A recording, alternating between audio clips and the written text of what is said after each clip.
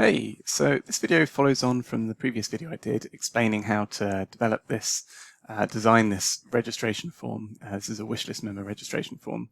And I just wanted to follow up to explain, so if you're choosing to install this design pack onto your site and you're using a theme that isn't the 2022 theme, then it won't look exactly like this when you first install it. And that's just because what we've done here is we've styled the form, and that will probably look quite similar, just this area here. But some of the surrounding things like the page, background color, the heading, even the octopus man, that will slightly be influenced by the particular HTML markup that your theme uses, so the way the content is formatted. So I'm just to give you an example of how to solve this, I'm just going to install a couple of different themes. So if I go here to the page management, so I'm just going to activate Astra, that's a fairly popular theme, and then go back to Microthemer and reload the page. And actually that looks pretty similar. There's not much to do. You might want to say, I think it's added some padding here to the form. Let's have a look. Let's just go, I'm just going to move it up. Yeah, here we go. So that looks like it's margin. It's added some margin. So we could, oh, and that's, yeah, I see. So this is the margin that was set deliberately, actually, in the last video. But the heading here doesn't have that margin. So things are a little bit misaligned. So in this case, you might just want to delete these two styles and then the form will line up. And you might also want to, say, add a bit of top margin just to bring it down from the header area, yeah. And so not too much to do here. So let's go to another example. If we say activate cadence, and then I'll go back to Microthemer, but we can refresh the front end just by clicking this go option here. So here it looks like there's cadence is adding a background color to this element here. And if we go to, if I inspect, and use the computed options here.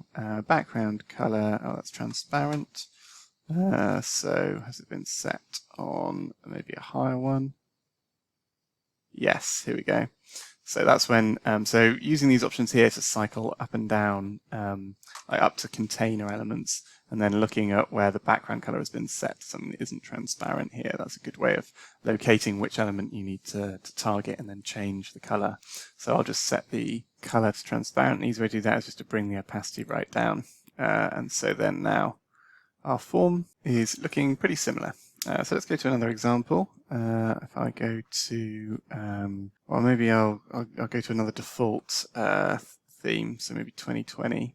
Refresh the front end page, and then here, again, it's not looking too bad, but we probably need to create a little bit more space here. So actually, that might just be a case in this case. Where I'll use the history to just revert that change I made. So the history shows where we cleared the margin properties. You can get the full revisions here. So if I just go back to, I'll restore this one. That'll actually have one of the margin values still there.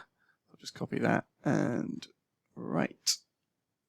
Yeah, so now it's just centered. So actually, that one didn't take much adjustment. I think it was maybe, I should go back actually to that elemental one. That was one that, this is the elementals like default theme. And what's happened is it doesn't use the entry content, I don't think, so for containing all of the content for the post. So it has a class called page content for that. So actually we might be able to just go ahead. I'm copying that class. If I find the entry content selector here, and then we can go ahead and just change that to page content, update that. And so now it's almost there, but what's the reason our octopus man isn't here is because there's this div post tags div, which is the second column in the page. If I just collapse, hang on. Where is it? Page content. If I just collapse this, you see there's two divs. So instead of there being an after pseudo element appearing here, we've also got this post tags option. Also, we need to update the after selector actually. But One thing we could do is we're not adding any post tags. We could just add our octopus man here. So we could just set the background image to, I've still got it nearby, this octopus man here, insert, and then we'll set this to no repeat, and then we'll set the size to cover or contain. I think I've inserted a slightly smaller octopus man here. So let's see, medium. So I want full size, insert. And so here we've just used, as our quick workaround, we've just applied it because we happen to have a div here anyway. And we weren't, in this case, we're assuming we're not actually going to add some textual post tags to this. Then we can just add our octopus man here like this and then adjust the targeting. If we didn't want to do that though, let me just delete this post tags selector. If we went to our octopus man and then we just again, by the way, you can change the selectors as well. You can manually edit them here, so we could just change this to I've still got that pasted in, yeah. But due to the fact that we've still got this post tags div displaying here, our after is actually joining the grid down here, so we could then come and target this and just set the display property to none. And then now our octopus man comes back and we've still got the styling where it slightly overlaps our form here. So yeah, I hope if you watch the full video where I explain how to create this registration form, the idea of that video is that it teaches you a little bit about generally working with microthemers so that you can you're empowered to make these changes yourself because you have that level of control.